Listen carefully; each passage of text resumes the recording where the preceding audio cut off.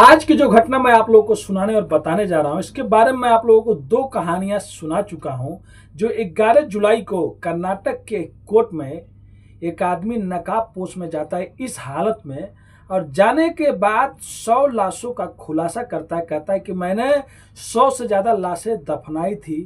और वहाँ के बाद वहाँ की जो सरकार, जो वहाँ के सीएम साहब होते हैं, वो एक निर्देश देते हैं, एक एसआईटी टीम बनाया जाता है। फिर एसआईटी टीम बनाने के बाद 20 अफसर, सीनियर अफसर जो उसमें जोड़े जाते हैं, और वहाँ के जो डीआईजी साहब होते हैं, डीजीपी साहब होते हैं, प्रणब मोहंती जी, उनके अंडर में, मतलब उनके देख रेख में ये जांच होगा। उसके बाद उस शख्स को लेकर वो लोग अपने एक जगह पे जाते हैं जहां उनकी टीम रुकी हुई है, जहां का आप लोग फोटो देख सकते हैं। यहीं पे वो लोग रुके हुए हैं और यही उन लोग का हेडक्वार्टर है। अब यहीं से उस गवाह से पूछताछ हो रहे हैं, और पूछताछ होने के बाद अब एसआईटी की टीम उस जगह पे लेके जाएगी जहां जहां पे ये आदमी दावा करता है कि मैंने लाशें दफनाई थी। वो भी मतलब उस लाशों के साथ, उस लोगों के साथ में गलत हुआ था।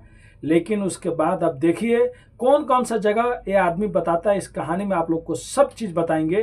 क्या ये लाश जो दफनाई थी, क्या ये कहानी सही है, या बस जो और कुछ लाशें थी जिसमें मतलब कुछ साथ में गलत नहीं हुआ था, लेकिन लाश मिलने के बाद तो कंफर्म हो जाएगा। उसके बाद उसका डीएनए भी चेक होगा। तो चलिए पूरी कहानी को बताते हैं। आखिर सैटरडे और संडे को उस गवाह ने क्या क्या और किन किन जगहों पे एसआईटी की टीम को लेके गया था, और किन किन जगहों के बारे में नाम बताया था। तो नमस्ते, आदाब, सत श्री अकाल।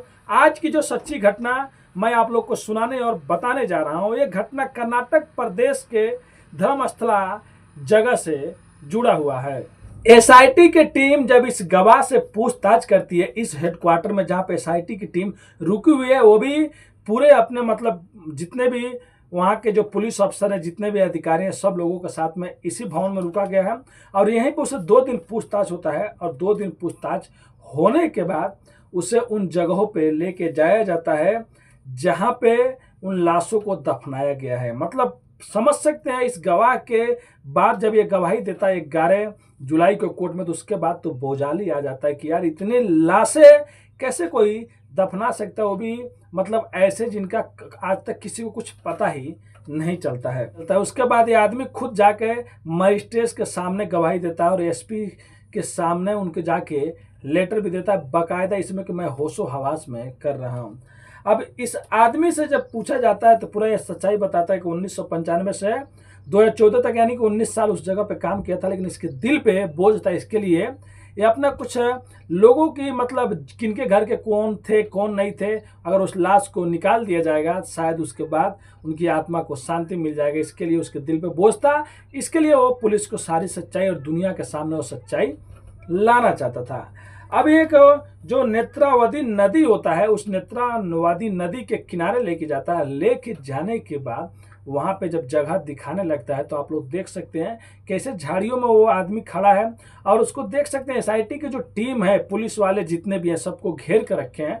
मतलब भाई उसकी जान की भी रक्षा करना एसआईटी का ही काम है, क्योंकि उसने पहले ही बताया कि अगर उसे अच्छे से सुरक्षा दिया गया तो सारी सच्चाई वो बताएगा।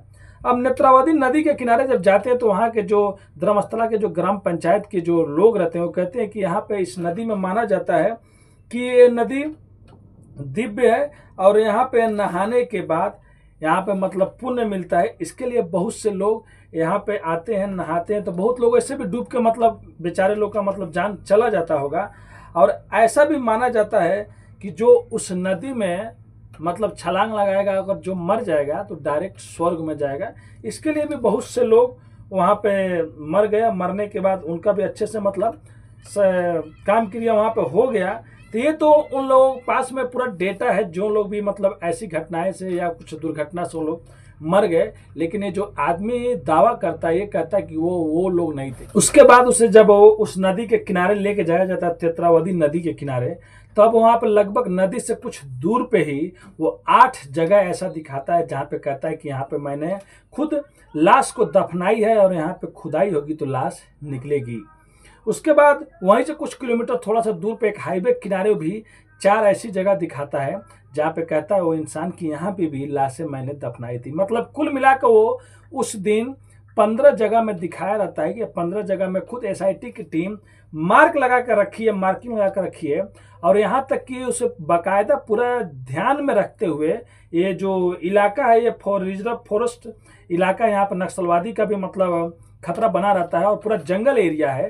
तो यहाँ पे एंटी फोर्स की जिम्मेदारी भी दिया गया, नक्सल एंटी फोर्स की, जो हमारी मतलब पुलिस है, जो हमारे जवान है, उनको भी रखवाली के लिए रखा गया है कि जब तक यहाँ की खुदाई नहीं हो जाती तब तक आप लोगों को इन जगहों की जिम्मेदारी और मतलब इन लोगों को निगरानी करना पड़ेगा। तो कुल मिलाकर 15 जगहों का मतलब अभी चिन्ह हुआ है, मार्किंग लगा है। तो देखिए बहुत जल्द वहाँ पे खुदाई चालू हो जाएगी। क्या यहाँ पे सच में लाशें थी? अगर लाशें हैं तो क्या वो पानी में जिसके डूबने से हो गया था या किसी ने कुछ किया था गलत, उसके बाद इस लाशों को दफनाया गया है? तो अगर इस गवाह की बात अगर सही निकल गई तो सोच सकते हैं ये देश की सबसे बड़ी क्राइम की कहानी बनेगी। और ये लाश किसके होगी किसकी नहीं होगी, इसके लिए खुद एसआईटी ने ये बताया भी है कि वो लोग कहे हैं कि जिसके जिसके भी घर के कुछ लोग अगर गायब हुए हैं 20-25 सालों में, तो उन सबका मतलब कुछ लोगों का डेटा, कुछ लोगों का कंप्लेन धर्मस्थला के जो उधर का लोकल पुलिस स्टेशन है वहाँ पे एफआईआर दर्ज है। तो उनका डीएनए भी उस डीएनए से मैच किया जाएगा, उनके परिवार, उनके घर वालों से। अगर डीएनए मैच हो जाता है तो समझ लीजिए इस गवाह की बात पूरी की पूरी सच है। अगर नहीं मैच होता है तो उसके बाद भी एसआईटी खुद कुछ न कुछ करेगी।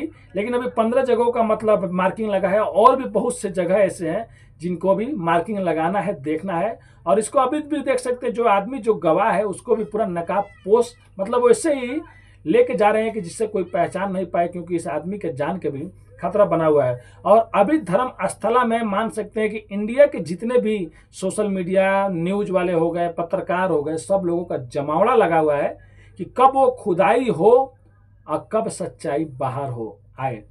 तो बस यही कहानी है, देख सकते हैं बस जल्द ही, क्योंकि कुछ कानून होते हैं, क्योंकि वो पूरा फॉरेस्ट का एरिया है, तो वहाँ से भी मतलब वन अधिकारी लोग से, जो मंत्री है, सबसे मतलब लेना पड़ेगा, उसके बाद खुदाई चालू कर सकते हैं। लेकिन खुद वहाँ की जो सीएम साहब हैं, यानी कि वहाँ के जो मुख्यमंत्री हैं, जब वही निर्देश दे दिए हैं, पूरा कंट्रोल उनके ही कर्नाटक में है, तो ये सब लगता है कागजी कार्रवाई जो भी चीज़ें बहुत जल्दी हो जाएंगी। तो बहुत जल्द ही वहाँ पे खुदाई चालू होगा और देखते हैं कि क्या वहाँ से सच में लाशें निकलती है। लेकिन ये जो गवाह है वो दावा करता है कि जो नदी में डूबने से या नदी में जो स्नान करने आए थे उनकी लाश ये नहीं है, क्योंकि मैंने जितनी भी लाश दफनाई थी या जलाई थी लड़कियों के, सबके प्राइवेट पार्ट पे चोट थे और सब लोगों के जिस्म पे अलग अलग तरीके से चोट थे।